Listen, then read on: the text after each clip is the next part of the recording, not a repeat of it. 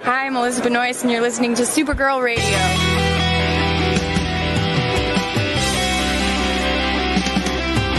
I think the CW are just trying to win the time slot war with Supergirl Radio. Supergirl Radio is going live every night of the week. How do you like it? Is becoming a human burrito a plus or a minus? I don't know. It does seem snug. I mean, they say you are what you eat. Oh no. So I do a podcast called Supergirl Radio, and one of our segments is Lena Luthor, Boardroom or Ballroom. Because she looks like a boss in this coat.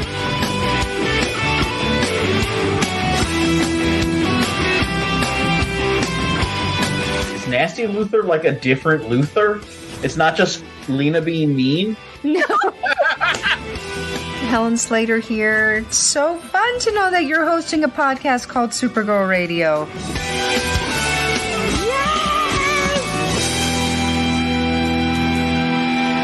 Welcome to Supergirl Radio, your source for all things related to the CW Supergirl TV series and the character of Kara Zor-El. My name is Rebecca Johnson. I'm Morgan Glennon. And for this episode of the podcast, we are live and wired, and we're going to discuss and review Date Night, which is a story from DC Pride #1 that features the first appearance of Dreamer in the comics. So we actually get Nia Nall's first appearance, so that's why we are talking about that today. We're going to be having that discussion, but before we get to that, we need to get to the news. So we do have some news for this episode of Supergirl Radio, and the first one is a pretty big one. The CW has released a trailer titled Meant to Be a Return Trailer, promoting the return of Supergirl Season 6 on August 24th. Morgan, did you get a chance to watch that today?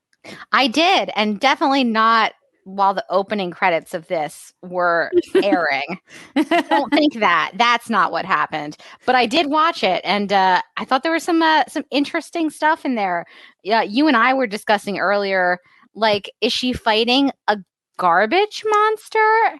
Yeah, and then I sent you an Oscar the Grouch gif, and now deep in my heart, I want her to like cheer up Oscar the Grouch as like some sort of storyline.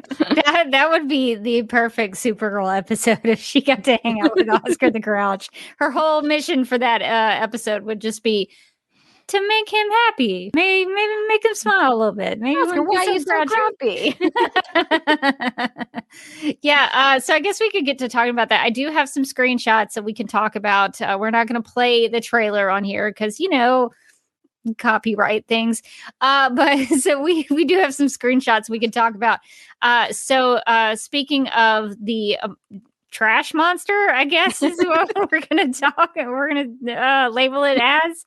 How dare you talk about my trash monster that way? I mean, maybe he likes being a trash monster.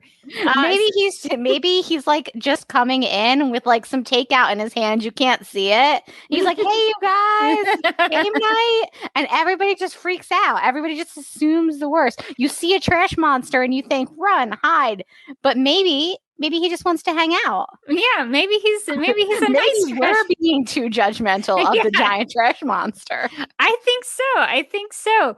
I was very curious about this because I was not expecting a trash monster. No one ever does. That's the thing about trash monsters. So I was doing internet searches for DC Comics trash monster, and so I did come up with something. I don't think there is technically a trash monster, but there is a character in DC Comics, and this will probably not be relevant at all, but I just thought it was funny. I hope it is. But there's a character in DC Comics called Garbage Man, who is, so this is a description of Garbage Man that I found on the interwebs. I think I put the link to it in the video description below. So if you want to check that out, you can. So here's the description of Garbage Man. One of the newest misunderstood monsters in the DCEU. I don't know I forget when this was written, but it says a misunderstood monster in the DCU who goes by the name Garbage Man, originally a Gotham City lawyer for the Titan Pharmaceutical Company. His name is Richard Moores, and he was on assignment investigating discrepancies for his boss. And I guess this is how he becomes Garbage Man. So this is Garbage Man's origin. Falls into some mutant garbage or something. And so Richard Morse was attacked and experimented on by one of the scientists. The scientist, thinking his experiment's a failure, destroys the lab and disposes of Morse's body. Instead of garbage? Instead of dying, Morse was transformed into something inhuman, a swamp thing-like being able to form his body out of trash and mud. To this day, Morse goes by the name Garbage Man, helping those in society's outskirts. So he's a hero. What if we're really judging the garbage monster? And what if his dream is to be a garbage man, like a guy who goes out and puts the garbage away? And like he's going down to City Hall. He's got his application in his hand. Maybe that's what's happening. He's like, I heard you have an open position. And then, but everybody screams and runs away. I mean, I think those people are heroes. So I think that would be very applicable. I don't think this trash monster is Garbage Man from DC Comics, but that would be awesome. It would be fun. I do wonder if this is a creation from Nixley. She does have magical powers, so I wonder if she creates a trash monster. It feels like something that she could create, or that she would create. I have so many questions about him. I don't know why I've just really glommed onto him. Like I feel like a deep kinship with the garbage monster. Maybe because I felt like garbage last week, and I was like, I was with you, man. I know what it's like. Don't let them dim your shine, Garbage Man. Well, we will have to figure out what's going on with Trash Man, because some things are going down. The first thing that we get from the trailer is actually of Kara, which shocked me. I was starting a Supergirl trailer with Supergirl? I was blown away. But yeah, Kara's talking about her fears and being stuck in the Phantom Zone and how cold it was and how breath was like ice. So she has a really nice moment there with Alex in the trailer, talking about, getting through it together. So I was pleasantly surprised that Kara was featured heavily in the trailer. That made me happy.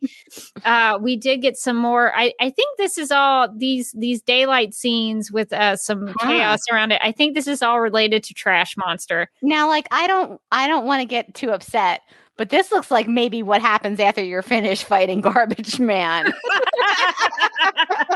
It looks like maybe Garbage Man lost there, and that's just the wreckage of Garbage Man, which is it's bad for me personally because again I'm all in on Garbage Man, but also very bad for the environment. It looks like. I mean, apparently you wanna fight Garbage Man in like maybe like a dumpster-esque environment.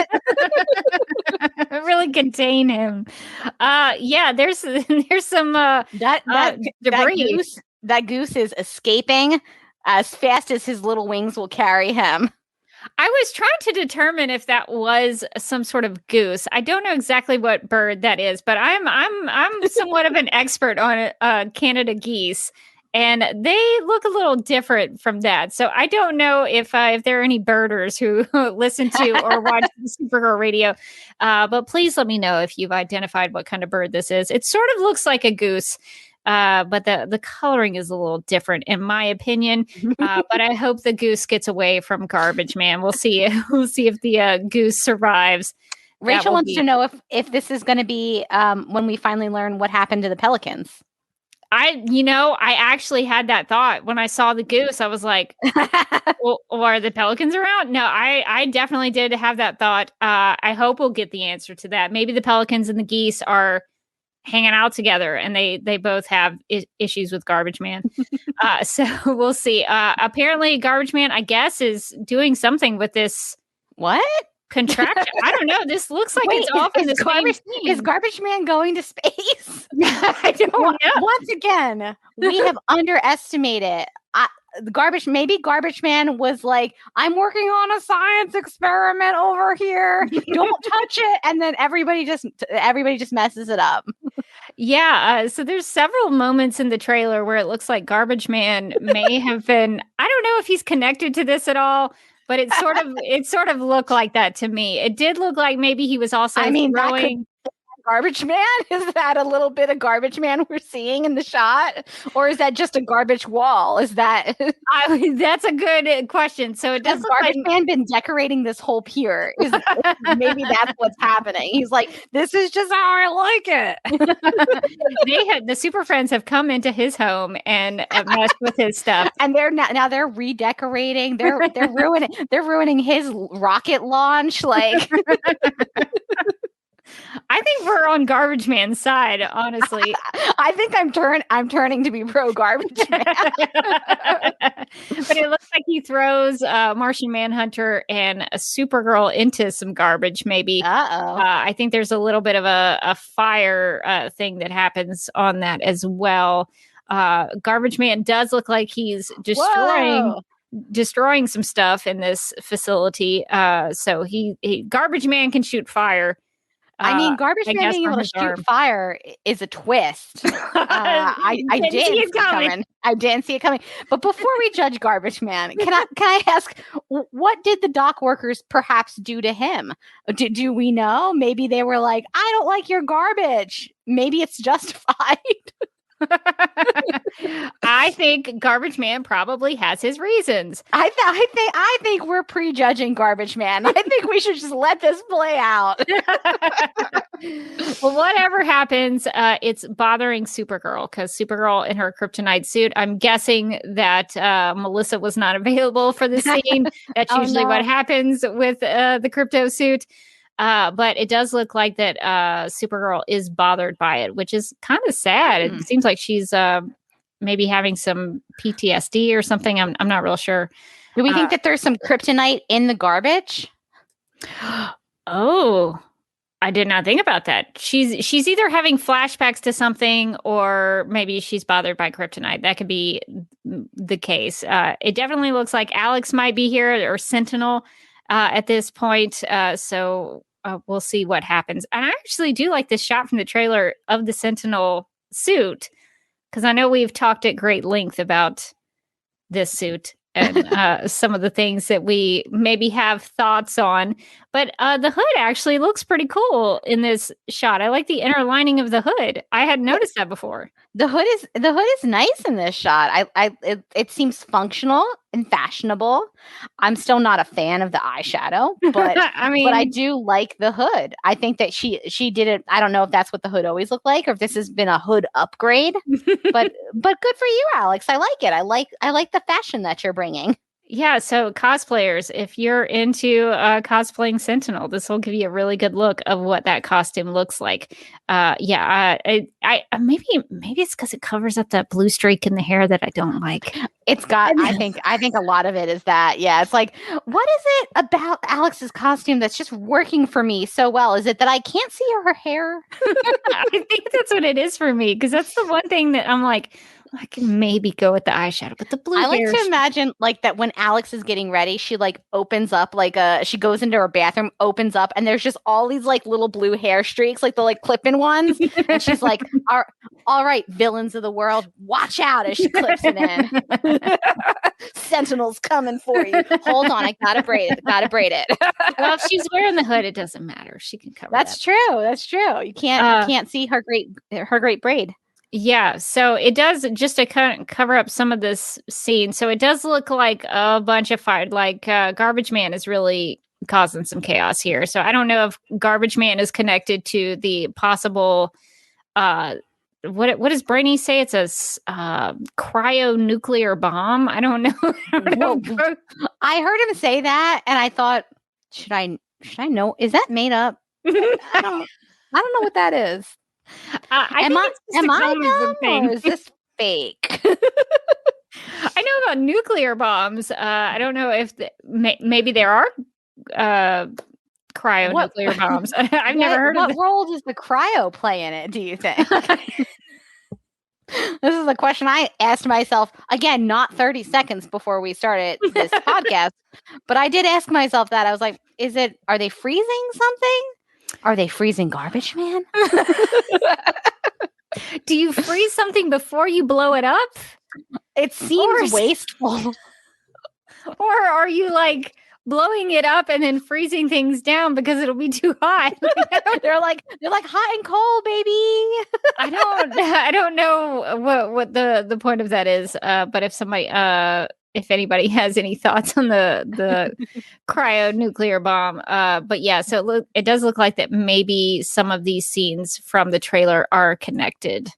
Donna says cryo means cold, so is it an ice bomb?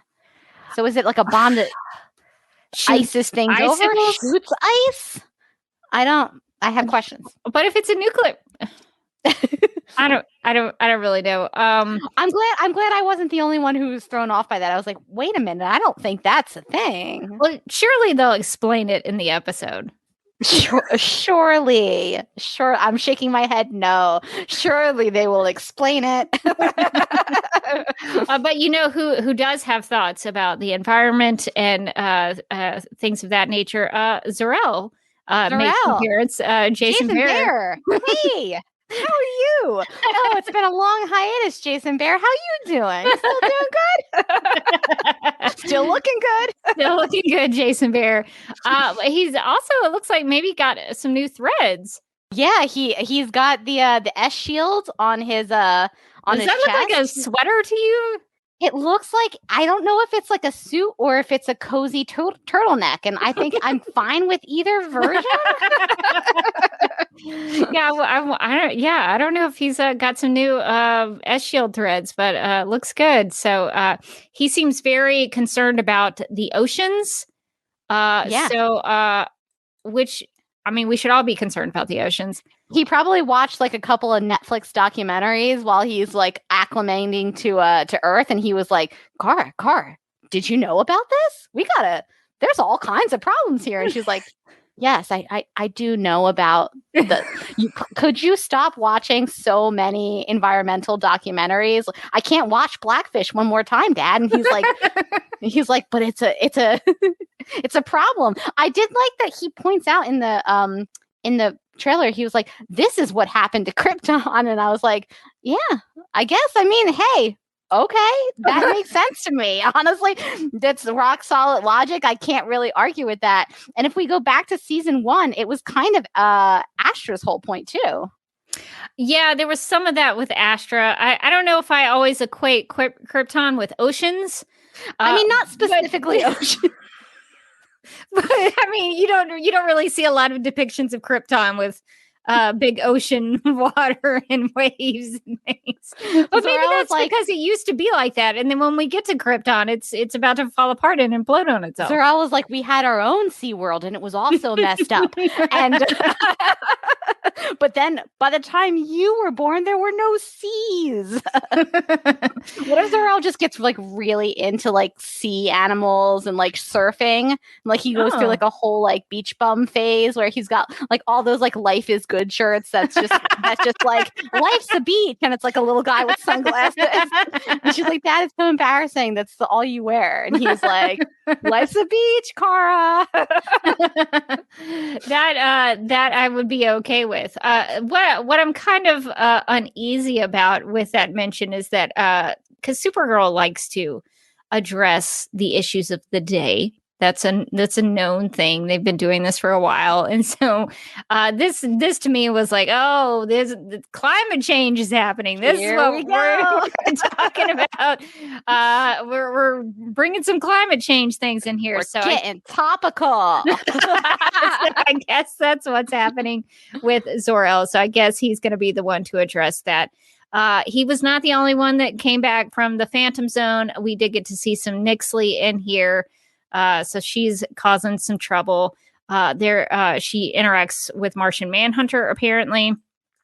And she also, I love this outfit that she's got on. I can't remember if she had the collar in the Phantom Zone. Ooh, the collar's good though. But I love the collar. I love a good villain with a high collar. It's one of my favorite things. So it's like semi popped. It's high. It gives her some height. It gives her some like dramatic flair. I love it. Yeah, she's like rocking Evil Queen Maleficent vibes, and I'm into it. So I really enjoyed seeing that Nixley look from her in the trailer. Some other people with some different costume possibilities or super suit possibilities. Alex is shown talking to Kelly about what you're going to be and how you got to take some chances in life. And then it goes over to the Guardian helmet. So I guess we're going to get some Guardian here pretty soon. So that will be cool because we have seen her new suit. We did get an official reveal of that. So I guess it'll be interesting to see how she becomes Guardian. And do you think that she has a camera that might get run over? I think for consistency's sake, a camera needs to be destroyed. She's like, I keep thinking that I want to be able to defend myself. And then some guy ran over my camera and I was like, that's it. We're taking back the streets. It's like how all Kryptonians have the backstory of like, they had to escape Krypton and they came to Earth. Like all Guardians should have the camera destroying backstory. Some camera of theirs was destroyed. And that's when they were like, it's time to defend the city. But I didn't even notice that helmet though. That's so funny. I think it might have went by so quick when I was watching it that I saw them talking, but I didn't notice the shot of the helmet. Yeah, so I think it's cool that they are giving her a little bit of color. It looks gold. And of course, on our Guardian character spotlight, we talked about the different variations of Guardian. There are many, actually, and one of them is the Golden Guardian. So so this may be who she is. I'm a little disappointed it's not Hornblower. That would have been my preference. Right there. It was right there for the taking. I mean, she could have had the horn. She could have used it to, portal herself into different dimensions. I mean, that would have been great. She could have kept the shield, but imagine the power of a shield and a horn. Then she could be everywhere she needed to be to give people therapy. You would just hear it like you would be like having an existential crisis, and you hear like, and then suddenly Kelly's there, and she's like, "Tell me how you really feel about this." I think that really would have worked for her. Lena would have heard that horn so often. She might have even had a little horn herself just to call Kelly. Yeah, she'd be like, "Help! I'm feeling big feelings." I guess speaking of Lena, it looks like she and Kara have a reunion in this next episode, which seems like a lot of lipstick. It is a lot of. It's very red. But it seems like this, I think, was one of those reunions that maybe were cut in the 7th episode, because I think we knew that it got cut short when Kara came back. So this may be just a continuation of that. So yeah, it looks like the same set when they pulled her back. Yeah, and or something similar. Kara still got the super suit on. So there is that. And let's see, what have we missed while we're talking? And I guess since Nia was in that shot with Kara and Lena, I guess we could talk about some Nia stuff. I think this is Nia's apartment, this sort of Nixley magic that's happening here. I think. Ooh. I don't think this is Kara's apartment. No, it doesn't look like it. The star there makes me think it's maybe Dreamer's place, but I guess unconfirmed at this point. There was also some more Nia stuff. Her mom is somehow back. What?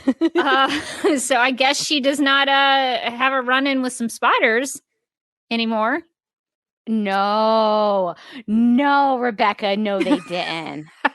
No, wait. Okay, wait. Okay. In the last...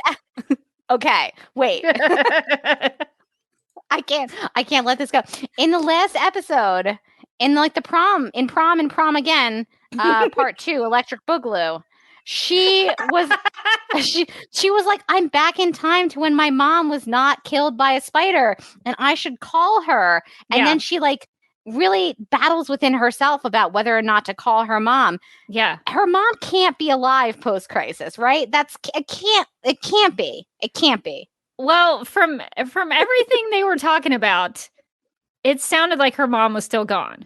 Because Nia, the only way Nia could get in touch with her mom is if she went back in time with them to get Kara's DNA and call then. Yeah, so it's got to be a dream, right? Like I can't I can't have this happen to me.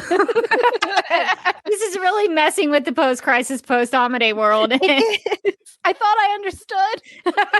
We almost had it, and now they're throwing a real throwing us for a loop. But I don't know if dreamers dreaming. I don't know. It usually with those dreams they have like a different coloring on those dreams. Yeah, I don't know. It's got a little bit of like, in Saved by the Bell when they were going into a dream sequence, it would be like, and then the edges would go all soft and fuzzy. Like there's usually some different kind of lighting or different camera angles, and this looks like a pretty standard 2-shot, which is concerning me a little bit. But I mean, it has the lighting is soft. It's soft. It has a warm colorization, so maybe it's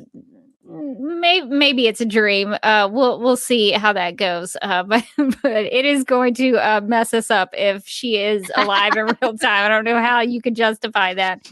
This does make me excited that like it does feel like this season has kind of remembered that Nia has like this whole family that she hasn't talked to or thought about for a while. And it's okay. And like they're bringing that back, which makes me think that we might get her going back to her like hometown and maybe having some conversations with her sister, maybe patching things up with her sister. Because I feel like they kind of left that storyline dangling. She was just like, okay, well, we're not getting along right now. But then they never returned to it. I mean, this is the last season. This could be the time. This is your chance. If you're going to do it, you got to do it now. Silhouetted Animator says there's a place called The Dreaming in the comics, which is where Dreamer, I think, gets the power she gets to, pew pew people is her dream energy blasts are from, that's how she's controlling the dreaming. So maybe it's something that she can go into, and that's how she connects with her mom, because her mom probably could have, I don't know, connected to the dreaming. I don't know how any of that works. But maybe it's kind of like the Speed Force. I don't know. I don't know how the Dream Force. So that would, I mean, it would sort of make sense. I don't know how to explain it exactly, but I could maybe buy that if that's how it goes. So So okay. So maybe she connects to her mom through the dreaming. I could be into that. We also get connected or introduced to this new guy who has like some sort of blast powers. I don't know who this is. Yeah, it's like, who's this guy? Do you think this might? I know we talked about Garbage Man earlier. Oh my god! Do you think this is Garbage Man, like pre-Garbage Man, like before he becomes Garbage Man? Yes. I don't know. He was so handsome before he became Garbage Man. I don't know. That's my speculation at the moment. This may be. I feel like we're too attached to the Garbage Man theory, and it's literally just going to be a pile of garbage. Well, that's what I'm hoping for. Let's see. There's some other things. It looks like maybe does Kara go back to the Phantom Zone office? Is this where this is? Oh. Maybe this is storage where they kept all their evil Phantom Zone doodads. The only reason I ask is because she's breaking through. Well, she's breaking through glass. I thought it was a mirror. I didn't know if it was like connected to the Phantom Zone through the mirror. It looks like there's like a screen with like what maybe is like a pie chart. So maybe it's the tower. Could be the tower. Yeah. Why is she breaking the glass in the tower? They're running some analytics on that. John is not going to be happy if she's glass in the tower. Maybe this is like that time where she had like a lot of like PTSD and she flew through when she had the anxiety. She flew through the Catco roof, that thing that was never talked about again. She just busted up a building and everybody was just chill with it.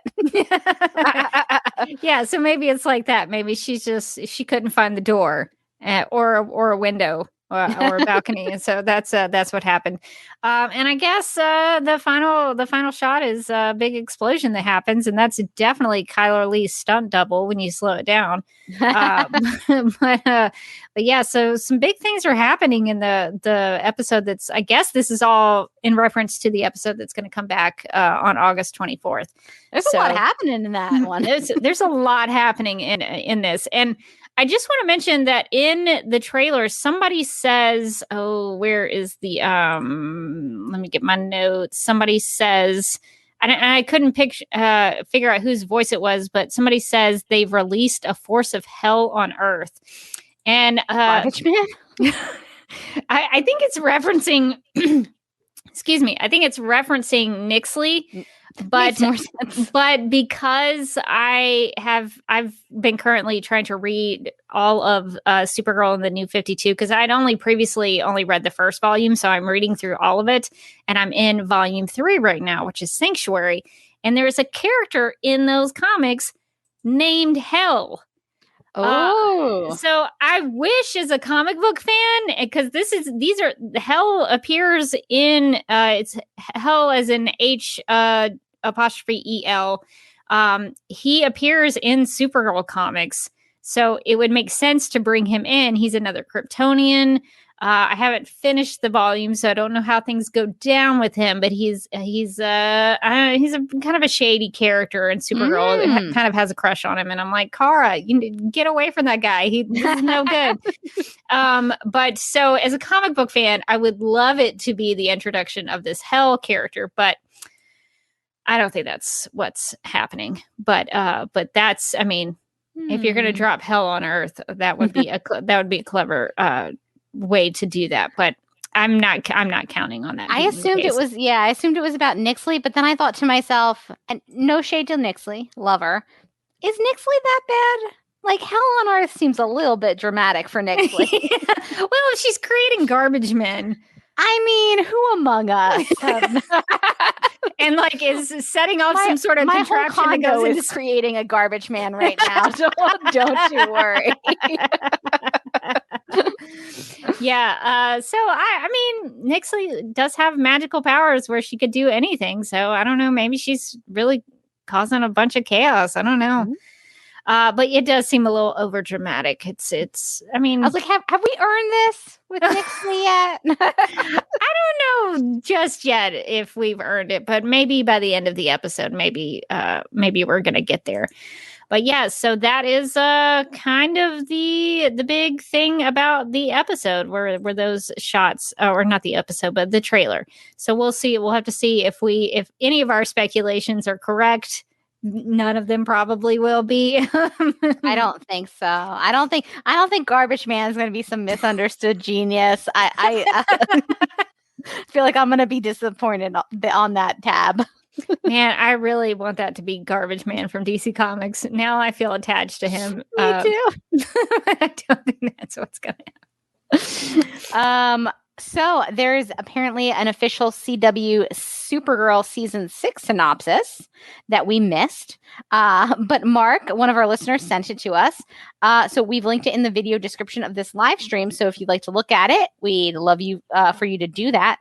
The first 2 paragraphs are basically a recap of what the show is and which characters are involved. But the third paragraph is this is where it gets good. This is where it shines. The third paragraph is where the description writer really let loose and like bring some flavor. So we just really wanted to like let you know that like if you want to it's just kind of skip to the third paragraph. It's kind of like when you're watching Parks and Recreations, you skip the first season. It's kind of like that. Just skip to paragraph 3. And you're going to be okay. So paragraph 3 reads, in the 6th and final season, Supergirl will immediately be thrust into the greatest challenge of her life, forced to confront her own mortality and the prospect of losing all hope. Not all hope. All right. I'm in this description. As her friends rally to help her in this difficult fight, a new villain will arrive in National City and test her resolve. While trying to save National City, Supergirl and her friends will confront issues of social justice, as they always do, including prejudice, racism, intolerance, societal ills that Supergirl's alter ego, Kara Danvers, will take on as a journalist. As threats mount on all sides and new villains partner with old villains, the Super Friends find themselves in a race to amass power in their attempts to keep everyone safe. Ultimately, the Super Friends will have to examine their own use of power and confront their own blind spots. Supergirl will learn that her real power comes from within and that her greatest gift is inspiring others with hope speeches to access the same power within themselves. Our Super Friends will learn that the best way for heroes to help the world is by empowering each individual. Only then will they be stronger together. Interesting. So I like the stronger together mention at the end. That's very early on in season 1. I believe it's power. episode 2. There is a great emphasis on power. We hadn't covered the synopsis, but we knew about the theme. We knew about the theme of the season being power. Which their power, your power, everyone's power. Can power be good or is it always bad? So there's a lot of that, and I'll have to be honest. When I read this and it got to the part about addressing racism and intolerance and all that kind of stuff, I was like, I realize those are important topics. They really are. And how many episodes does Supergirl have left? They're going to solve intolerance. Well, and we've also talked about that stuff a lot. Like season 4, that's all it was. That was a big part of season 4. Yeah, had a lot of that. So I don't know. Yes, that's right. I don't know how much more can you dig into. I mean, I guess we'll find out. Well, yeah. So I don't know. That was not necessarily exactly what I was hoping that the synopsis would say, but that's what we're, I guess, going towards. I hope it means some good things for Kara as a character, because it seems like she is going to be facing some of her issues head on, and she's going to be doing that both as Supergirl and as Kara. Like, it sounds like there's going to be some Kara Danvers investigative reporter. That makes me think she'll show up to work at least once in the last 13 episodes, that she will maybe talk to at least one source, and maybe do a story that gets a Pulitzer and solves intolerance. That's usually how it goes. In season 4, she, investigated a few things, but then in the end, she won a Pulitzer about a story that ended up not being the case anymore after Lex Luthor was resurrected. Her whole story was about how he died. And maybe this is how she wins the Pulitzer for the second time. Yeah, she's like, this is the post-crisis. I'm coming back for you, Pulitzer. So, I mean, if it focuses more on Kara, I'm into it. So hopefully that's going to be handled well, and we'll get to see a lot of Kara Danvers, journalist. Well, also in our final bit of news, according to comicbook.com, 20 years after it premiered, Smallville is finally coming to Blu-ray for the first time. Ooh. So I'll bring that up so everybody can see it. This is what the Blu-ray box set will look like. To celebrate 20 years of the CW's longest running superhero show, Smallville, the complete series, 20th anniversary edition. Don't let that number drag you down, Morgan, because I'm trying not to. Wait, I'm sorry, what? Wait, 20 years since it premiered? It's gotta be. 2001. 2001. Okay. I thought it was like 20 years since it ended, and I was like, no. I was just like looking into I had a dark night of the soul. Like, no, this is. Like, how could it be? This is since it premiered. So to celebrate 20 years of the CW's longest running superhero show, Smallville, the complete series 20th anniversary edition will soar onto Blu-ray for the first time ever from Warner Brothers Home Entertainment on October 19th, 2021. This set for the ultimate fan features all 218 episodes, along with over 28 hours of bonus features from all 10 seasons, plus an included digital copy that can be redeemed on Movies Anywhere. While it does not appear that there were any new bonus features created for the 20th anniversary collection, the box set will include 2 DVDs of bonus content originally exclusive to the 2011 DVD release of Smallville, the complete series. If you're curious about how much this costs, the set is listed on bestbuy.com for $159.99. So if you have close to $200 and really want to watch all 10 seasons of Smallville, this is for you.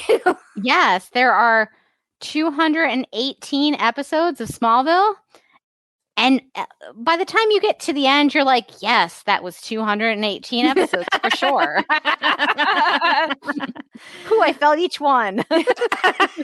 And I can say that because Rebecca and we watched Smallville in real time. That's why we're having a crisis of mortality, knowing that it came on 20 years ago. I remember talking to Rebecca like, oh my God, can you believe what happened in season 4? Like, oh my God, that was like 15 years ago. Yeah, so that does make me feel pretty old, and I have mixed feelings on Smallville. You know, there were good moments. I try to cling to the good moments that I remember. One of them is me meeting Morgan Glennon through the Smallville fandom. So that's one of those good things that came out of Smallville. But it's important for Supergirl fans because Laura Vandervoort's Supergirl, her Kara was in season 7, 8, and I believe 10 for an episode. So that's right. She appeared quite a bit. Season 7 is actually better, I think, because Laura Vandervoort is in it, and I really like her Kara. So, what was your favorite season of Smallville? Ooh, I know a lot of people point to season topics. Yeah, some hot takes that are coming up. I know a lot of people talk about season 3, and season 3 is great. Really, the odd seasons of Smallville were always better. Man. They were always better. I think season 5. I really enjoyed the season 5 of it all. I mean, Carrie Fisher showed up for an episode. I loved a lot of those episodes in season 5. So I think I'm going to go season 5. I think season 5 was mine too. That's so funny. I think that I feel like for me, season 5 is when they finally were like, I think I know what to do. It's been 5 years, but I think I know what to do with Lana. And like that. God, but poor Kristen Kirk. And I think that was like they were like, we've unlocked it. We've done it. And it didn't feel like they were just kind of fishing around for something for this very prominent character to do. And they finally like kind of figured out. And then season 6, they were like, all right, we figured out what to do with Lana. What if we just made her go crazy? And then like that was my favorite great. Lana season. Yes. That was the best Lana season. That was the best Lana season. Do you remember when her and Lex make out over a dead body? That was top tier Lana Lang right there. She and Lex get married. She becomes Lana Luthor. She is threatening people in elevators. She wields guns, and she knocked people over the head with shovels. And it was like my favorite so Lana great. Season. I loved her so much that season. I was like, what is this feeling? Am I loving Lana Lang? Am I living funny. For what she's gonna do next? when she went crazy, that was the best Lana that appeared on Smallville. It was a good time. But yeah, so mixed feelings on Smallville. But if you're a fan, this is a good thing because Blu-rays are always higher quality. So if you're like, oh, I already got 10 seasons of that show on DVD, but if you really love it, the Blu-ray, it's gonna be better. The Blu-ray quality is always better. Take it from me. I used to QC DVDs and Blu-rays, and sometimes I would watch the DVDs and then watch the Blu-rays. Totally different experience. So if you like Smallville, you maybe should get the Blu-rays because it will be a better experience. Mike is always kind of trolling me about my DVD collection because I had like a ton of DVDs. Like back when like DVDs were like, oh my God, this is the only way I can catch up on season blah, blah, blah of, Smallville or whatever. I would get the DVDs. And so I had all of these DVDs and Mike was like, what are you ever going to do with those? I was like, I don't know. So it's good to have your media in a physical form. And he's like, well, I'm never going to watch a DVD. It's like, it's high def or bust. And I was like, excuse me? We've had many arguments about this. I used to have a 6-disc DVD changer, and I would load it up with all my Smallville DVDs and just be like, all right, let's do this season. Nice. Oh my God, that's so good. I would have to like take it out of like the packaging. And I think Smallville was one of those ones that had the annoying packaging. Oh yeah. You had to flip out and flip out and flip out. Yeah. And then there was like one DVD nested on top of the other DVD. Yes. So if you were on like the bottom DVD, you would have to take out the top DVD, pull out the bottom DVD, and put the top DVD back on. Listen, I have trauma because the Buffy DVDs and the Angel DVDs were exactly the same. And so every time I was like, I just want to see what happens to Wesley. And I just had to, and it was. Inevitably for me, one of the little things that you put the DVD in would break, and so the disc wouldn't go in all the way. So like sometimes it would slip out. Oh yeah. Then you'd open your rough. DVD and like a disc would just come rolling out, and you're like, "No, it's gonna get scratched." Oh Memories. yeah, I do love a physical copy, but that is trouble. Those are the downsides. Those are the downsides of the physical copies. Yes, I agree. Well, so there is your Smallville news. For listeners of Supergirl Radio who always tell us, more Smallville talk. There you go. I don't think anybody wants to open that Pandora's box of like Rebecca texted me about this Smallville thing. Like it was like, oh, Smallville, and I was like, how is it that I have still so many complicated feelings about a television show that ended so many years ago, that started 20 years ago? Well, it's just funny that they would release this now, because didn't Crisis just recently like invalidate the entire show? Because the whole point of the finale of the show invalidated the whole show. I mean, if we're gonna get to it. But like the whole point of that show was for Clark to become Superman, and then in Crisis on Infinite Earths, he's like, "Nah, I'm gonna just be married and have kids. It's gonna be fine." I forgot about that. I repressed that.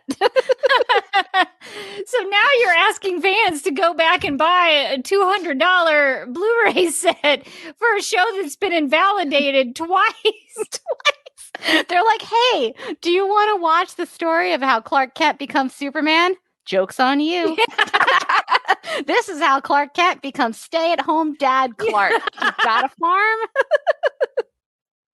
Stay-at-home dad Clark.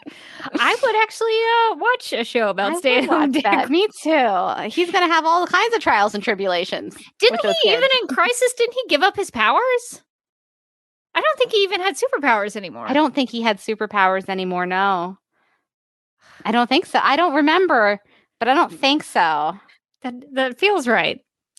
Yeah, it does, doesn't it? Yeah. So Smallville's ultimate way is to like invalidate its own reason for existing. That's like a very Smallville thing to do. It's a very Smallville thing to do. Yeah. So that's our Smallville news for this episode of Supergirl Radio.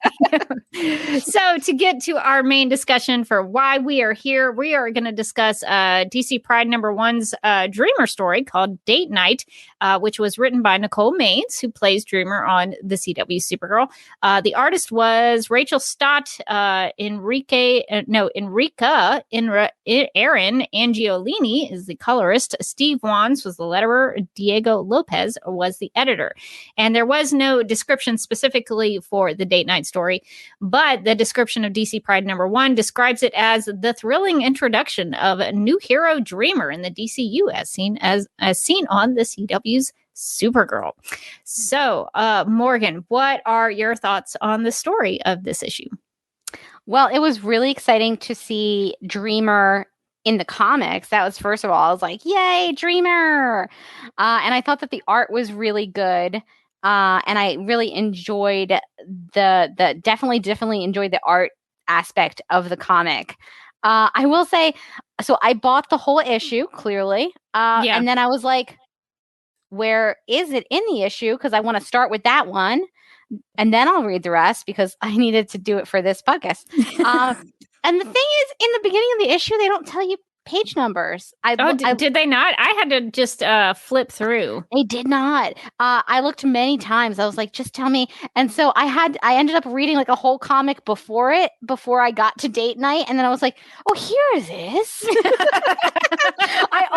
I only knew because there was a giant splash panel of Dreamer. Yeah. And that's how I knew that I was going in the right direction towards the Dreamer story. And I was like, okay, all right, I'm in this now. I'm closed.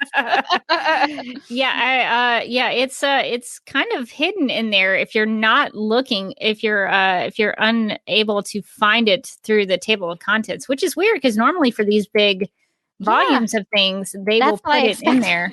That's what I expected. There is a table of contents that tells you all the stories that are going to be in the issue, but they don't come with page numbers unless I have completely missed it. No, there's definitely not.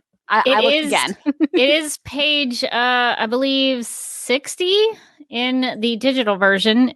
So if you are looking to find it and you have trouble, it starts on page 60. And it is kind of misleading because it doesn't have a normal or a typical like cover page that you would normally think of. It just kind of has a little bit of a title there at the bottom. So you have to be looking for it. So it's like really easy. And I kept thinking that there was going to be like splash art or like art between each individual story. And that's how I would know. But sometimes there isn't. So this one, I think, went right from the end of the previous comic. If I remember right. Yeah, it's the end of the previous comic and then right into date night. And so I thought that there would be like a big splash page because there are a couple in the book. There's like one of Constantine and like a couple other ones in the Pride issue, but there wasn't between those two. So I was like, did I make it? No, I think you got there. Yeah, it had the page before it says the end, so you know that story's complete. that helps you. That helps. So you know that one's over. But what did you think about the story in this one of Dreamer taking on the League of not Assassins? That's a different group in DC Comics, the League of Shadows. What were your thoughts? I thought it was interesting. So I thought that there were a couple of different like layers. So she's kind of out on her own patrolling. And Kara's like, don't you have a date tonight? And she's like, don't worry about it. I'm just going to do like one little thing and then I'm going to go on my date. But it turns out that she's like hiding a secret from Kara, which I was surprised about. I was like, I thought like she told Kara stuff, but she was like, I don't want to worry Kara. I'm going to be honest, and I don't know if this is a controversial take, but I didn't like the way this issue was. I mean, I liked it's a short story. Like you only have 8 pages to do anything really. But the interaction with Supergirl, I don't know. I kind of wish that Supergirl honestly wasn't even in this because at the beginning, the way she's interacting with Supergirl's like, hey, Dreamer do you need help with anything? And Dreamer's like, no, I got it. That this is all good, but maybe you can go deal with that bank robbery that I saw in my dream. And I'm like, is Dreamer giving her orders of what to do? Is Dreamer the boss now? Yeah, I was like, hang on a second. I don't know that I like the way that this is happening with Supergirl. And then they reference sectors like they were Green Lanterns, and they don't really talk that way on the show, so that was kind of new too. But I wasn't. And then at the end with Supergirl, Brady says something like, "Are you going to tell Supergirl about all this?" And she's like, "Car doesn't need to, or doesn't have to know." And I was like, she doesn't have to know. The whole story is about you taking on the League of Shadows, who are like, the national city will fall and somebody's going to send some more things, which I guess is a reference to Talia al Ghul, but somebody's going to send some more things and people to come and make sure national city falls. That seems like something Supergirl maybe should know about. Maybe that's just me. I don't know, but I was not feeling the Supergirl stuff in this. Yeah, I was interested on your take too, because that threw me off because I feel like in the show they work really collaboratively, and like I don't feel like Nia really keeps secrets from Kara. And in this comic, it was kind of the idea that maybe she had seen something in her dream that concerned her, and so she didn't want to tell Kara about it because she didn't want to like stress her out, or she didn't want to like scare her or concern her, but she's Supergirl. So it's kind of like she kind of needs to be in the loop on that stuff.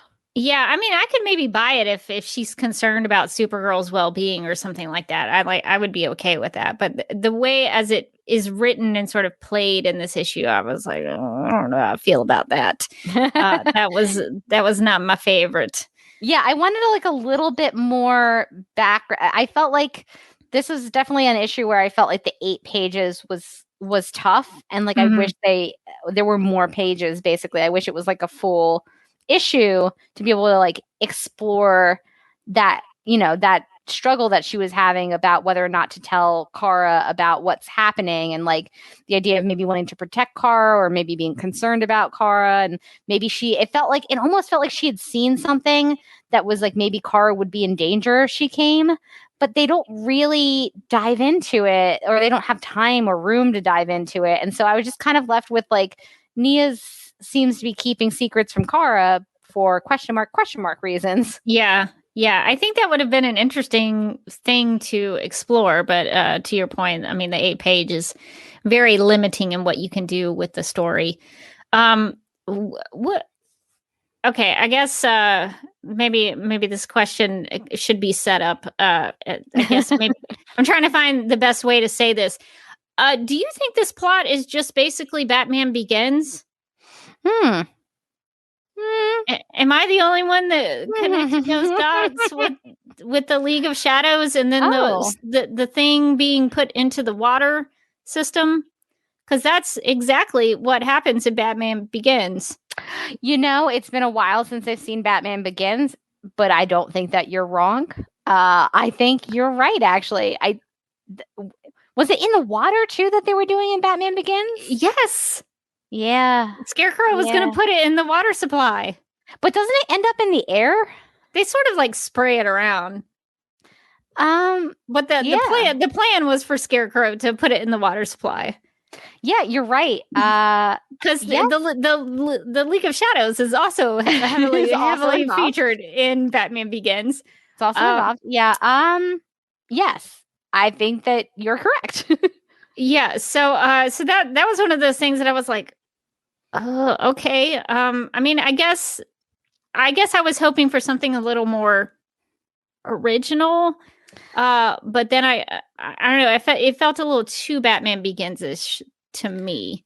Yeah, we have a silhouetted animator in the chat who says that's straight out of the Batman Contagion storyline from the comics, and Gotham and Arrow adapted that storyline too. So apparently, this is a very popular Batman-esque storyline.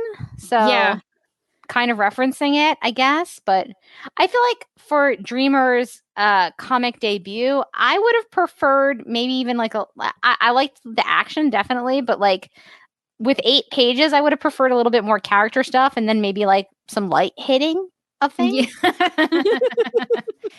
She does do a lot of action. It was hard at first for me to buy that Dreamer could take on the League of Shadows because, I mean, Batman had to train for many years, I guess, or at least a couple of months. I mean, at the very least, to train with the League of Shadows.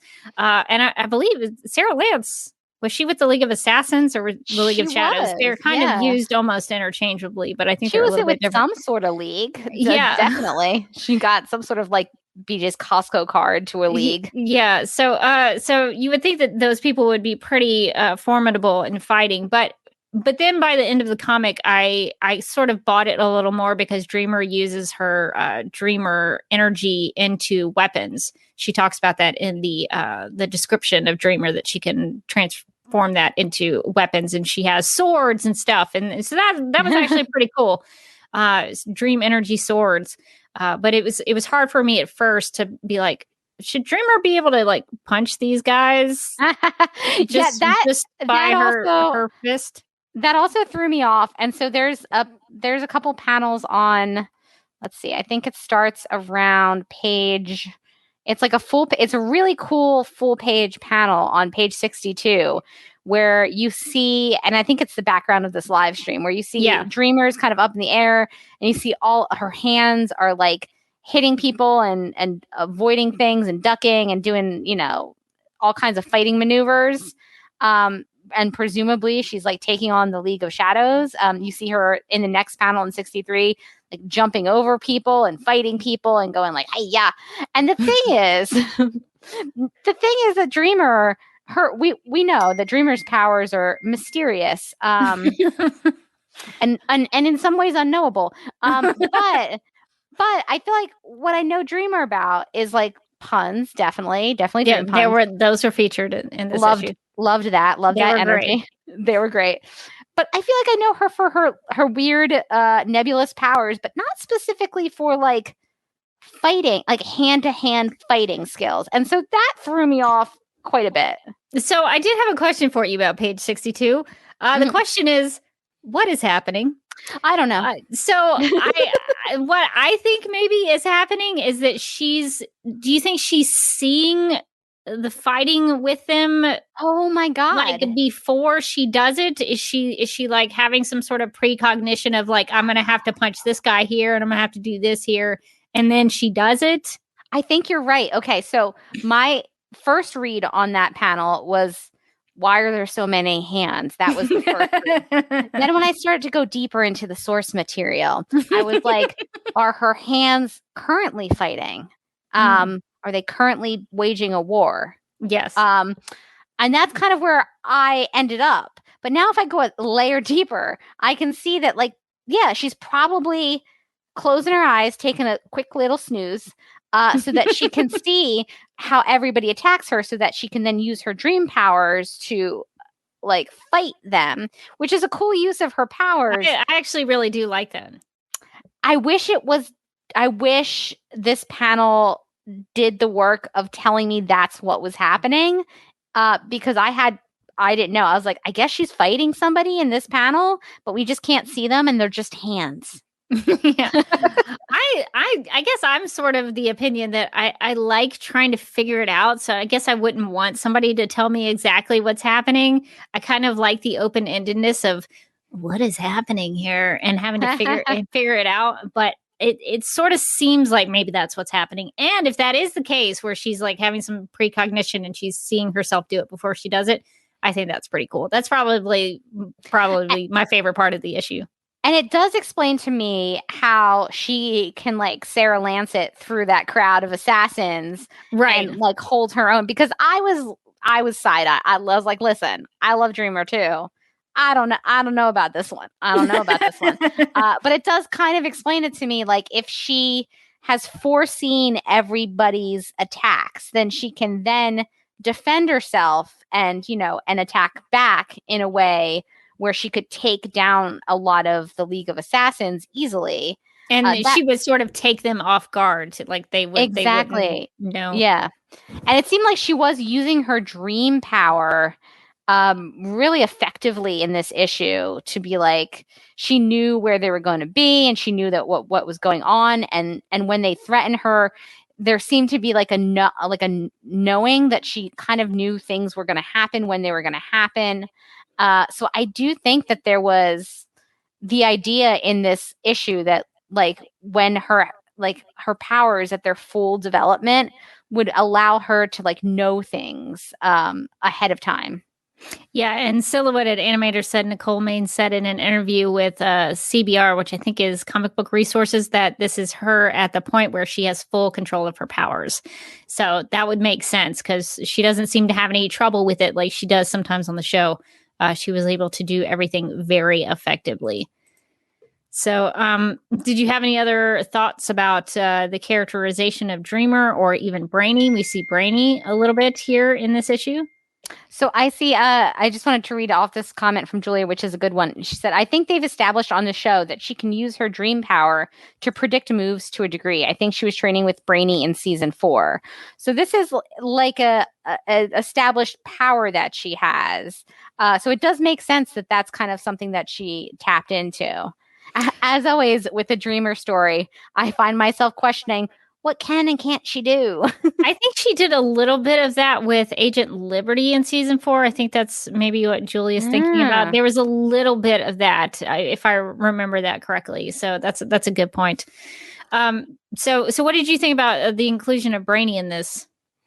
I liked having Brainy there to kind of play off of her and kind of allow her to talk to somebody while she's like doing all this like kicking butt and taking names and stuff like that.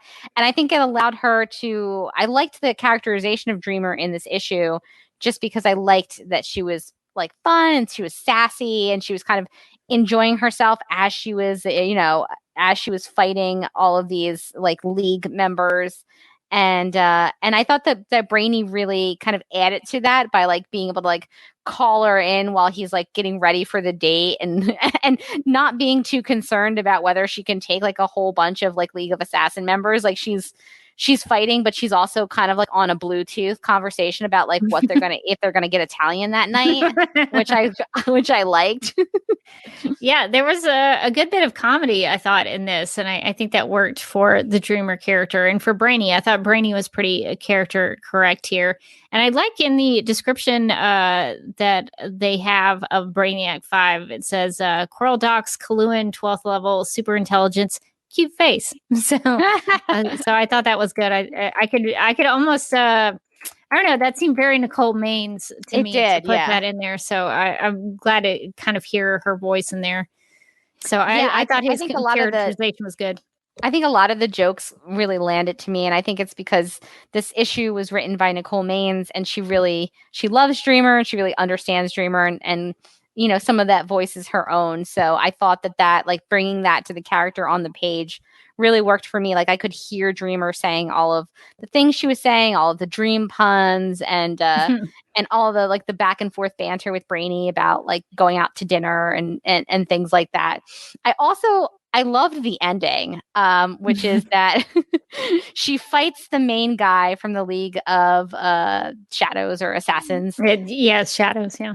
And then she knocks him unconscious, and then she's like, okay, well, I got to go to my date.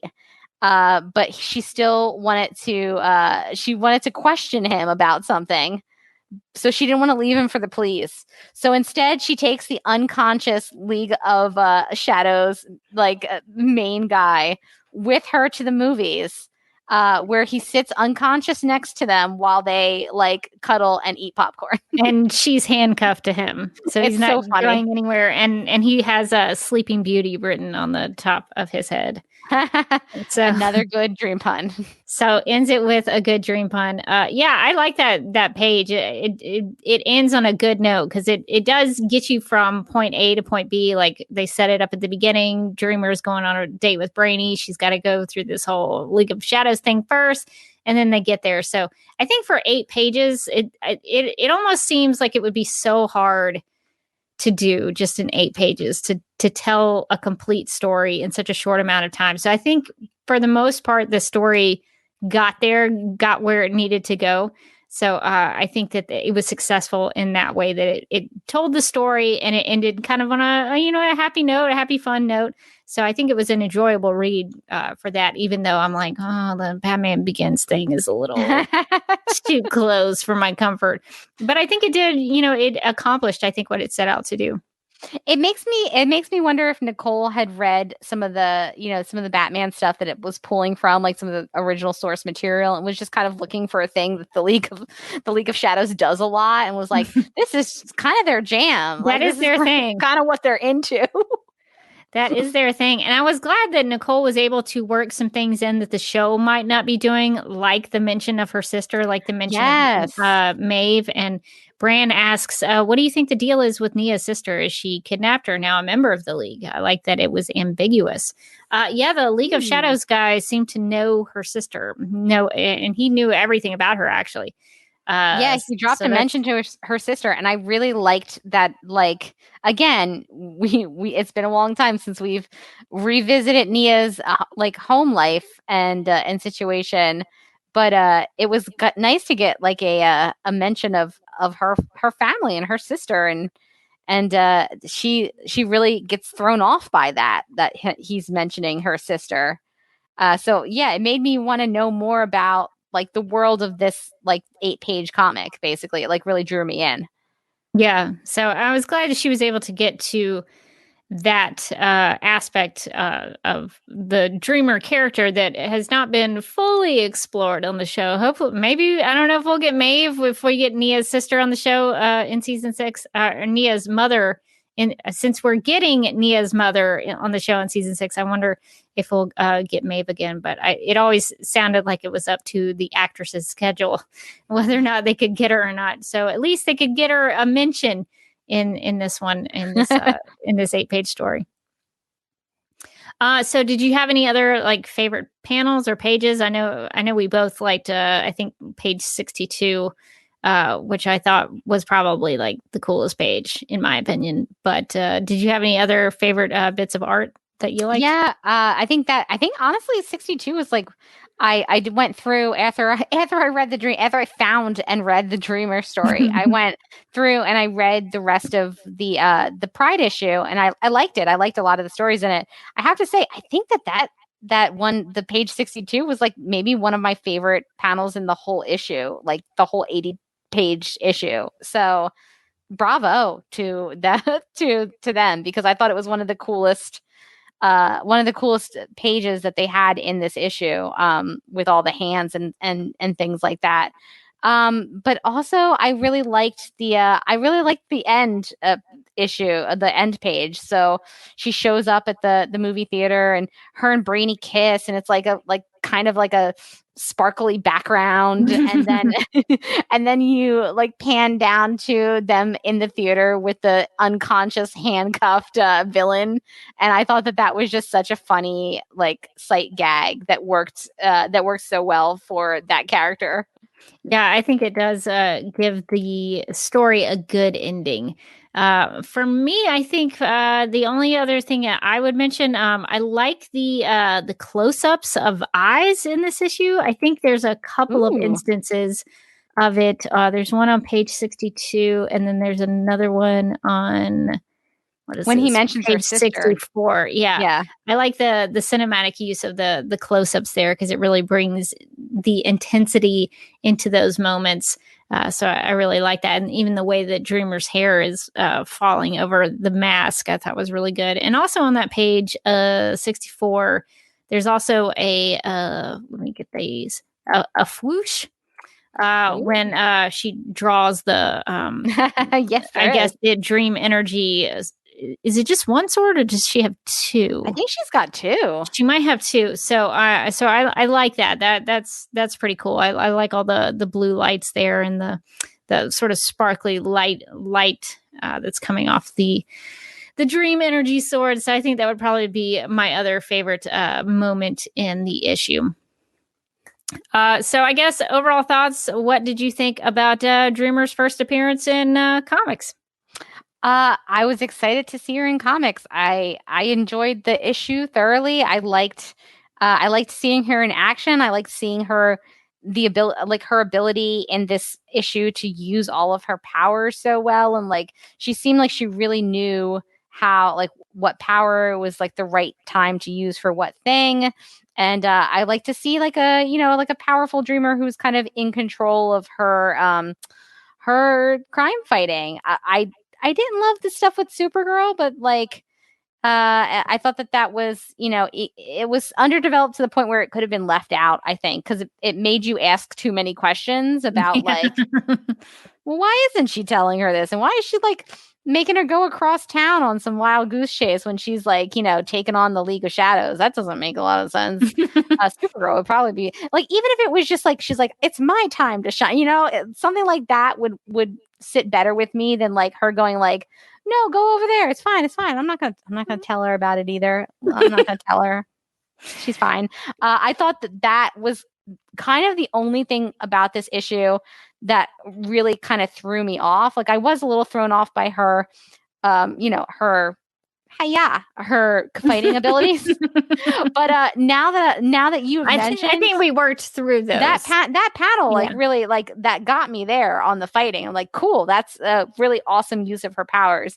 But the Supergirl stuff was the only thing that threw me off. Otherwise, I really liked this issue. I liked her banter and like the humor that they brought into the issue, and just kind of a day in the life of Dreamer. And it makes me think that they could very easily give this character some more time in a comic book, and maybe her own book, and that I would want to read it.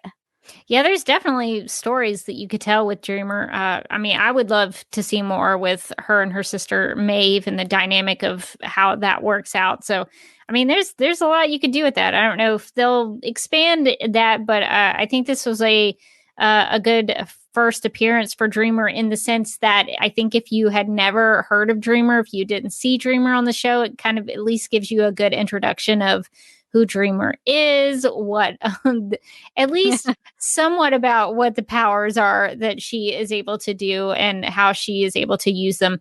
So I think it gives at least a non-Supergirl fan a good introduction to who Dreamer is, who her established relationships are, where she's located. All those details are there, that she has a sister, that kind of thing. So, I was kind of bothered by the Supergirl stuff too, and I was a little kind of. I know I keep mentioning the Batman Begins thing, but I just couldn't. I couldn't believe it because I tried to look up I tried to look up other reviews to see if other people were connecting this to Batman Begins, and I couldn't find anything. And I was like, am I the only one who's noticing that this is the plot of Batman Begins? But other They're than just really into that. That's just their thing. but I did like the being able to see Dreamer really in control of her powers, and I thought the art was really good, and the characterization of Brainy I thought was really good. So I think for Nicole's first comic, that's awesome. I think she did a good job, and I'm glad that when we talked with her, it was apparent that she loved comics and she loved the character of Neuronal and loved Dreamer that she gets to portray on the show. And so I'm happy for Nicole that she actually got to tell a story, because I think there's a lot of stories that she has up in her head, up in her brain, for what she could do with the character. And so I'm glad that she was afforded that opportunity to do that. Well, I think you can tell that she really, truly enjoys comics, because I think that the pacing of the story was just really good. The way that everything kind of flowed together, and the use of like the puns and the fight sequences and everything like that. Like I thought it was really great. I would love to read more comic stuff from Nicole if she ever wants to do that. It was actually to that point. It was very readable. It was an easy read. It was a good read. Able to, for somebody like me who's like, just read that one book, Rebecca, just read it. It was easy. It was easy for me to read. And I can't say that about every comic that I pick up. So I think that's a good indication that, you're in it and you're having a good time, is when it's easy to read through. So I will say that as well, that it did have a good flow to it. And it did feel like I hate to say this, sometimes comic books kind of, at least for me, I'm like begrudgingly having to get into it. But this one was like pulling me in, and I was able to get through it. So I think that's it's a good first attempt. So the congrats to Nicole Maines for being able to, put pen to paper or keyboard feet, fingers to keyboards, to getting that accomplished. So. And I think it was a good introduction to Dreamer I would assume a lot of people who picked up the DC Pride issue didn't necessarily watch Supergirl, maybe didn't even know who Dreamer was. And I think it's a really strong introduction to the character, which is like another tightrope that that Nicole was walking when she was writing this issue, is like a lot of people aren't going to know who Dreamer is or what she's about or what she can do. And so in a way, it's a great introduction to the character. Like, here she is, she knows Supergirl, not that well though. And she's gonna, this is the different things that she can do with her powers, and she's dating Brainy, and she's funny, and like, it was a great introduction to the Dreamer character, and I think would make people who even haven't watched Supergirl want to know more about her. And I will also say that, sometimes I get upset with the show for like being too obvious about what they're doing, when they're like, hey, we're going to do a story about hate and bigotry, and we're just going to really tell you everything that we're doing. It's about the seas. But with this, Nicole was able to bring the transgender aspects of Dreamer into the issue without having to be like overt about it. Because sometimes I'm like, you don't have to tell me everything story. You don't have to just lay it all out for me. Just give me some subtext, let me figure it out. And that's what I liked about the way the art was handled in this issue, and the establishment of kind of what Dreamer's goal for, protecting people is at the end, protecting people's freedoms and things like that. So I think it did a good job of connecting the transgender aspect of the character, but not being so like I'm gonna hold your hand through this and tell you everything. And so that's my preferred way of reading a story or watching a story. Is not like looking right into the camera and telling you the hope. Yes. This was a lot more, it got to the point where it wanted to tell you, why these things were important to Nia and what they're important to her for. And bringing it around to sort of the pride aspect of the characters and, the fact that she's a trans superhero. But you're right. Yeah, it was, there was like the freedom to love is all that she sort of talks about, and I thought that was really good too. Like it was a very full introduction to the character.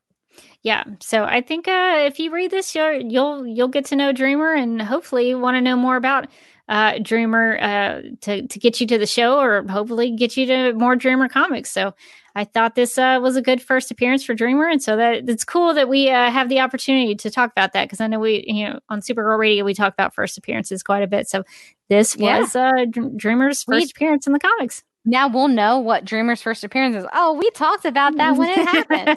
We read that story. We've already got it. So that's cool. Well, thank you for reading that story with me, and I think we figured some things out that I think we were both struggling with before we got into this. This is one of those cases where discussing it actually makes me like it more than. Yeah. I mean, I liked it when I read it, but I did have some questions, and then talking to you, I was like, I figured out some stuff. So, book clubs are fun, basically. It's fun.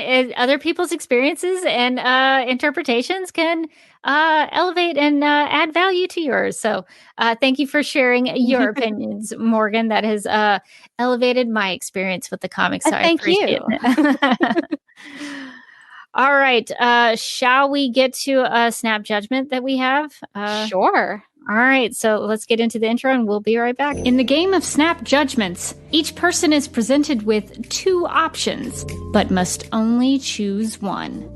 First instincts are recommended and explanations are unnecessary. Well, we have quite a long Snap Judgment for this time. And it's a little personal. I hope that's it's a little personal for you. We're getting right in there. It's my wedding is coming up. So thanks for that, for reminding me. This one's from Mark.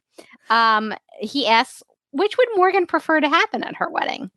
Option 1, it turns out that your correspondent Anna is actually a pseudonym used by Mike's best man, and all is revealed at the wedding reception when his best man toast starts by comparing Morgan and Mike to Cara and Lena, wanders through a meadow of unbearable longing, and then veers sharply into war, famine, pestilence, and death. That sounds like Anna.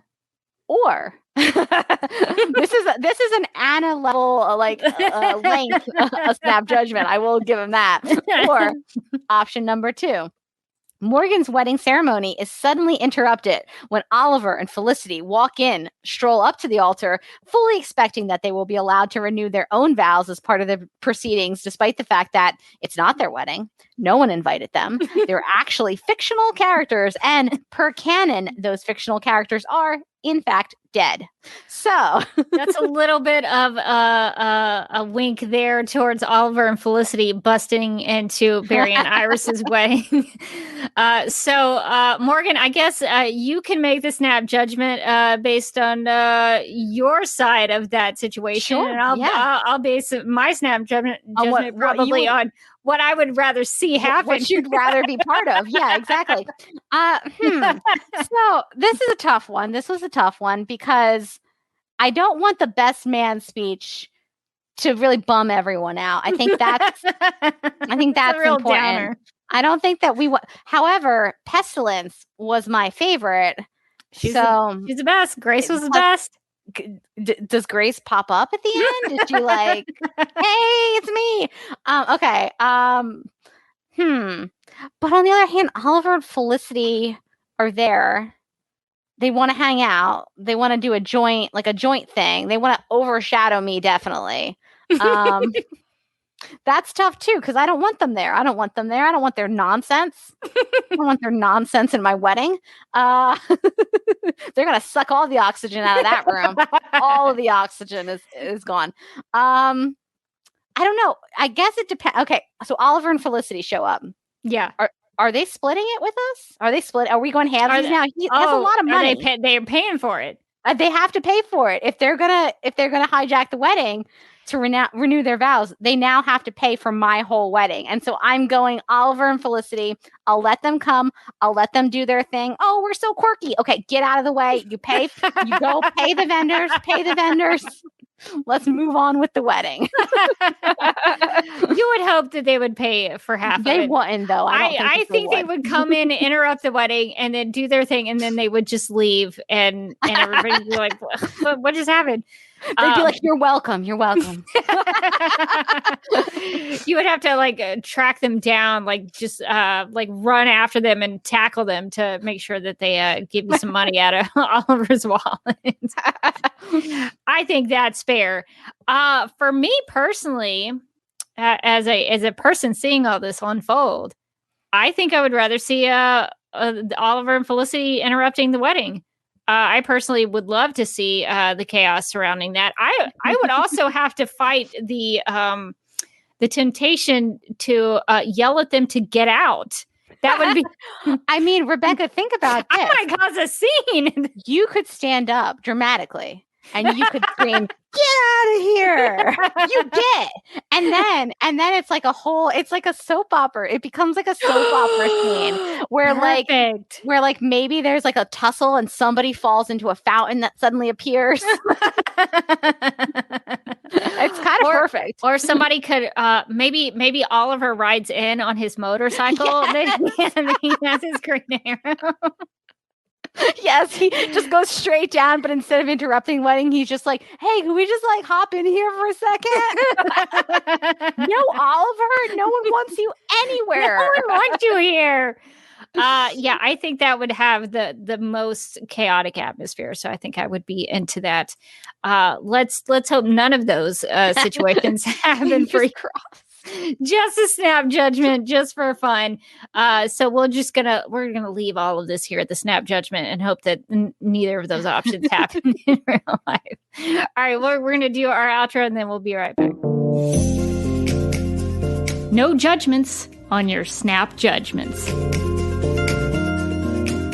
All right, well, that's going to do it for our thoughts on DC Pride #1's date night featuring Dreamer. If you've already picked up this issue, make sure to give it a rating in Comixology or your DC Comics app. And if you haven't bought it yet, DC Pride #1 is available in the DC Comics app, the Comixology app, as well as Comixology.com, Google Play, the Nook Store, Amazon, and at Read DC Entertainment. And I guess we should also get to some plugs while we are here, and I need to make sure that I get the right plugs for this episode. So we're going to get to some DC TV plugs, DC TV podcast plugs, and some Supergirl Radio plugs too. We've got some of those in there. So we'll get to some plugs and we'll be right back. If you'd like to contact Supergirl Radio, you can post a comment on our website at supergirlradio.com. You can email us at supergirlradio@gmail.com. If you'd like to leave us a voicemail, you can call us at 678-718-7252. You can like us on Facebook and follow us on Twitter and Instagram, all at Supergirl Radio. You can listen to us on Apple Podcasts, Stitcher, iHeartRadio, Google Podcasts, Radio Public, Podchaser, and Spotify, where we also have a Spotify playlist that includes music featured on and inspired by the CW's Supergirl TV series. We are listed on DC's fan page, which you can find at dccomics.com/DC-fans. If you like what we do, we encourage you to give us a rating and write us a review on Apple Podcasts. If you enjoy our Supergirl Radio live streams, make sure to subscribe to the DC TV Podcast YouTube channel and hit that notification bell to get notified when we go live and wired. DC TV Podcast also has a TeePublic store, so if you're in need of new DC TV related t-shirts, tank tops, sweatshirts, onesies, mugs, notebooks, pillows, or stickers, go to supergirlradio.com and click on the TeePublic store link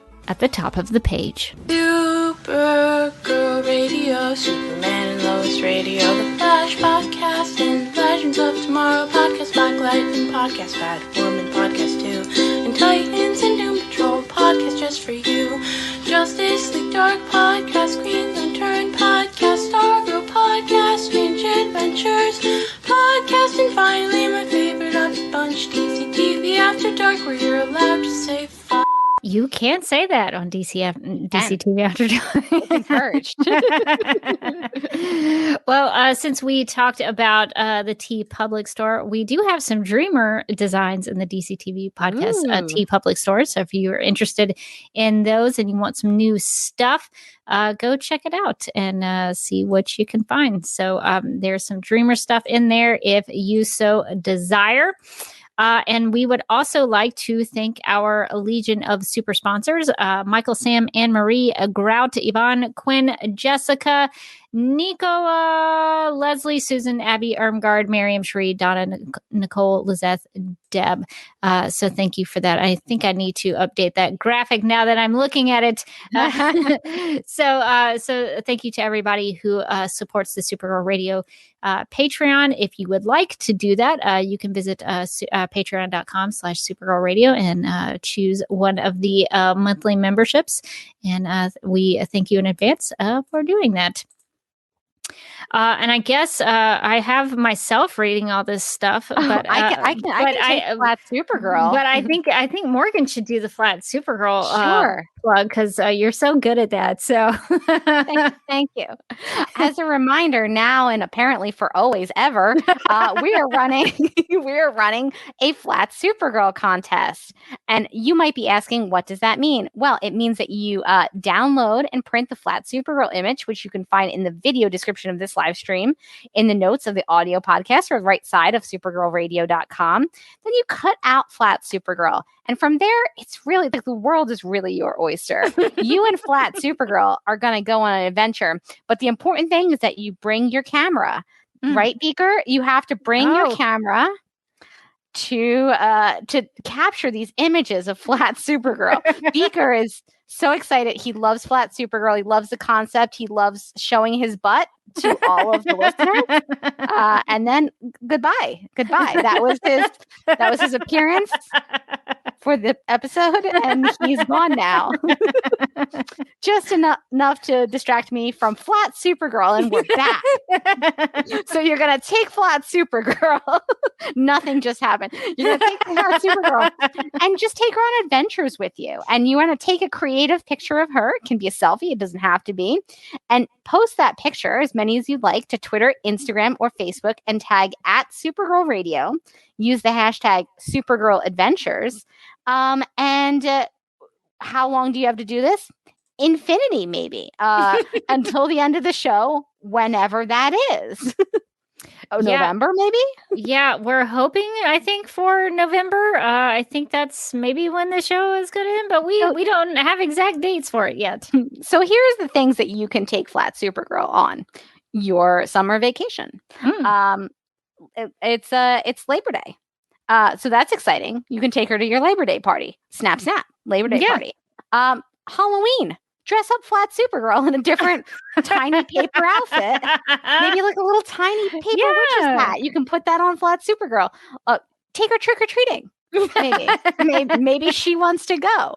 Your neighbors are going to think you're weird. It's okay. You can be weird. Flat Supergirl understands you. And you've got like a lot of time and time to really take Flat Supergirl all over the place, because it's going to be maybe a couple of months before the end of Supergirl. So you can really get those contest entries in there. And really get creative, because the best picture is we're going to give a prize to the person who has the most creative picture. So really try to think of some cool stuff. I will be doing some flat Supergirl stuff. Hopefully in Metropolis, Illinois this weekend. Ooh. I'll be there on Saturday. So if anybody is in Metropolis for Superman Celebration, give me a holler at Supergirl Radio. I just blanked on our email address. supergirlradio@gmail.com. If you are going to be at Superman Celebration, maybe we'll have a little Supergirl Radio meetup. I think Dr. Nicole Green is going to be there. I don't know if that's still the case, but if Dr. Nicole Green will be there, I'm gonna get her to do some Supergirl Radio shenanigans. So we'll have some things for the next live stream to present. So Flat Supergirl will be coming with me to Superman Celebration.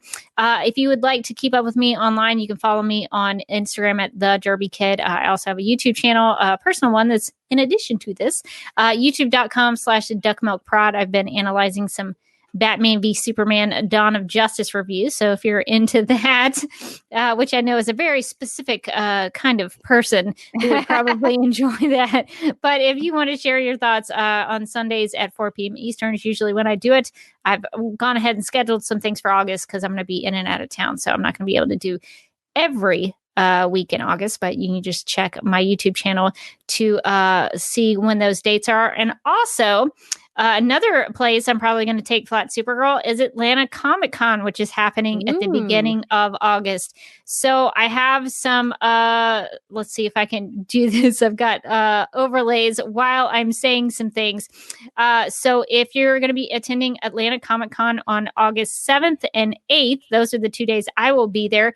I'm actually going to be doing 5 panels. They roped me into doing 5. Whoa, five panels. I was initially going to do 3, and they were like, hey, can you do a few more? We got some spots to fill. And I was like, I'll give you 2 more. That's it.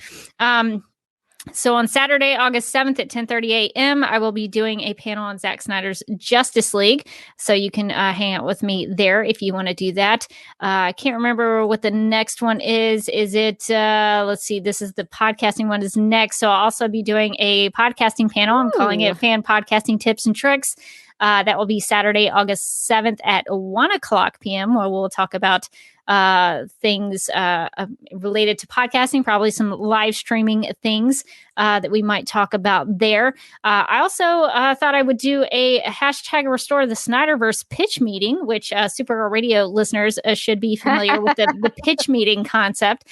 This would be Saturday, August 7th at 6:00 p.m., where, I'm going to just open up the floor to people to tell me, if you could continue the Snyderverse on HBO Max, what would you want to do? How would you do it? What movies or TV shows would you want to do? And I'm going to play the role of the HBO Max executive who greenlights or rejects the idea. And the best idea is going to get a Zack Snyder's Justice League prize from me. Ooh, so that'll be a lot of fun.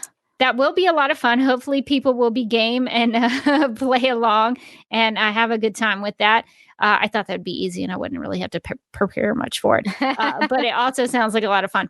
Also on a Saturday, August 7th at 7:30 p.m., I'm going to be doing an Army of the Dead panel. So if you want to come talk about zombies and Zack Snyder zombies specifically, you can do that then. And I think that ends on Sunday. For Supergirl fans specifically, I'm going to be doing a panel on Sunday, August 8th, which just happens to be my birthday. So happy birthday to you. I'll be talking about Supergirl on my birthday, which I thought was pretty fitting. That feels right. If I could do anything on my birthday, that's a good thing to do. So we'll be talking about Supergirl season 6, the final season, and speculations, thoughts about what we might see when the show comes back. Maybe we'll talk about our good friend Garbage Man. So we'll try to bring him up. But I hope there's a lot of Garbage Man content in there. So if you are going to be in the Atlanta area August 7th and 8th, come see me at Atlanta Comic Con because I'll be doing a lot of things. So there'll be plenty of chances to meet up with me if you're interested. That is exciting. They've got you all over that schedule, huh? It's a lot. The reason I like doing Atlanta Comic Con is if you do a panel, you get to go for free. So oh my gosh. How many years are you going to get to go for free now? I'm working the system. But this is also Atlanta Comic Con's my kind of way of sticking in people's faces. Cause usually when I go to things like Dragon Con, people are always like, oh, Zack Snyder movies, blah, blah. And so Atlanta Comic Con, I'm like, I'm going to do all the Zack Snyder panels. Y'all are just going to deal with it. We're going to talk about those films. And so that's my pledge to myself. Every time I go to Atlanta Comic Con is I'm going to do a Zack Snyder panel. So this year I've been afforded plenty of opportunities to do that. So there's a lot of Zack Snyder representation at Atlanta Comic Con. We have a question from the chat. They want to know if the listeners of Supergirl Radio will get to hear Sunday's Supergirl Season 6 panel. That's a great question, Claudia. And the answer is probably yes. If all my recordings go to plan, I'll probably have a backup to my backup to my backup. And so that's the plan, is to release that panel as a Supergirl Radio episode. So yeah, you'll be able to listen to it. That's exciting because obviously I can't be in Atlanta, but I can be on my podcast app. Yeah, that's right. So you'll be with me on all those things. And I'm going to record all these panels. So I'll probably put the other ones, the Zack Snyder portions, on my personal YouTube channel. So if you want to see those as well, you can just hop over there and subscribe. Awesome. You can find me on the usual places, Twitter and Instagram at Mojotastic, as a co-host on DCTV After Dark.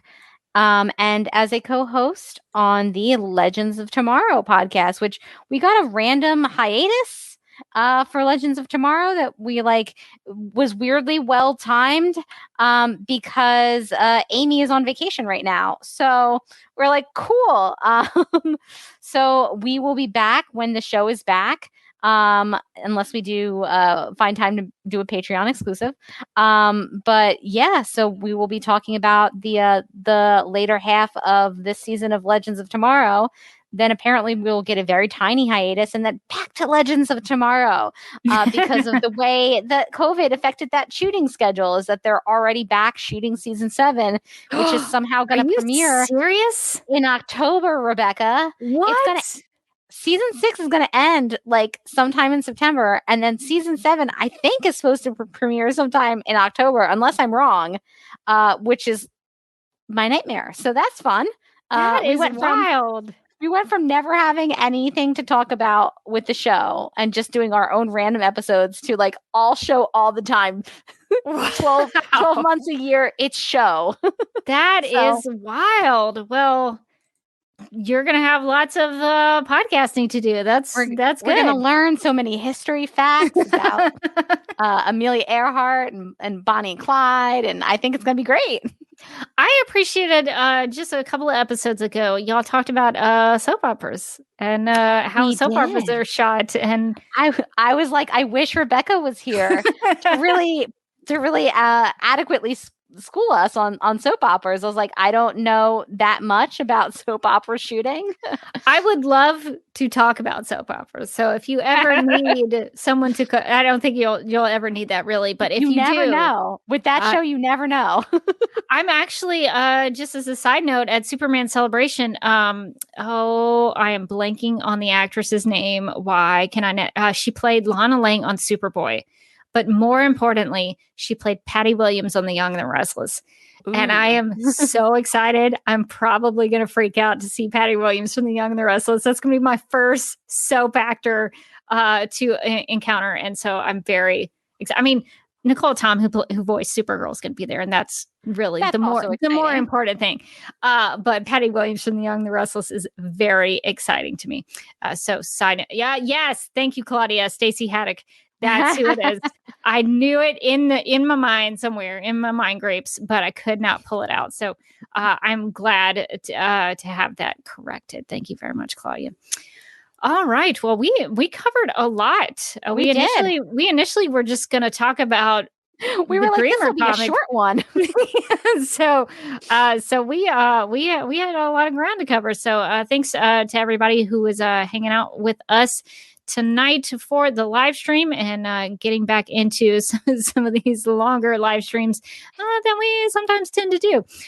So thanks for everybody's input on the Dreamer comic and just hanging out. All right. Well, I think that's going to do it for this episode of Supergirl Radio. But until next time, I'm still Rebecca Johnson. And I'm still Morgan Glennon. And remember, when doom approaches, Dreamer will meet it halfway.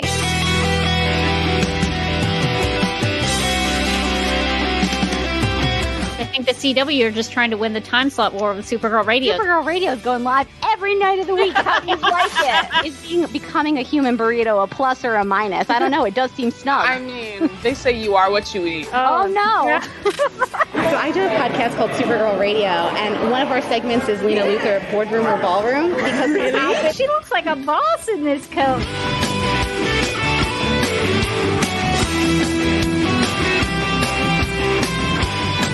Is Nasty Luther like a different Luther? It's not just Lena being mean? No. Helen Slater here. It's so fun to know that you're hosting a podcast called Supergirl Radio.